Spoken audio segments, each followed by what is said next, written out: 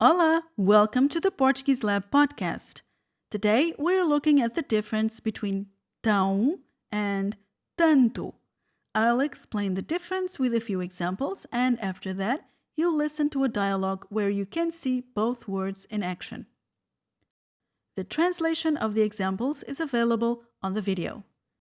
If you're a member of the Portuguese Lab Academy, be sure to practice with the available exercises in this lesson. Let's get started. Tanto means so much, and it changes verbs. Let's see some examples. Ele comeu tanto que adormeceu. He ate so much that he fell asleep. A Joana fala tanto. Joana speaks so much. Tanto can also be variable and change its form according to the gender and number of the noun it refers to.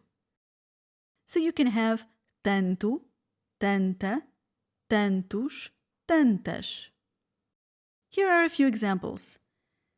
Ele tem tanto tempo livre. He has so much free time. A professora tem tanta paciência. The teacher has so much patience. Há tantos carros na estrada. There are so many cars on the road. Eu tenho tantas moedas na carteira. I have so many coins in my wallet. Now let's look at tão. Tão has a similar meaning. It means so or such, but it changes adverbs and adjectives, and it's invariable. That means that the word doesn't change. Here are a couple of examples. Ele é tão alto. He's so tall. Esta casa é tão perto do mar que assusta. This house is so close to the sea that it's scary. Now let's compare both words in a short dialogue. Ufa, estou tão cansado. Então porquê? Tinha tanto trabalho para fazer hoje que não parei um segundo. Estás sempre tão ocupado. Por que é que não vais de férias? Não posso. Quem é que alimenta os leões? Não tens um assistente?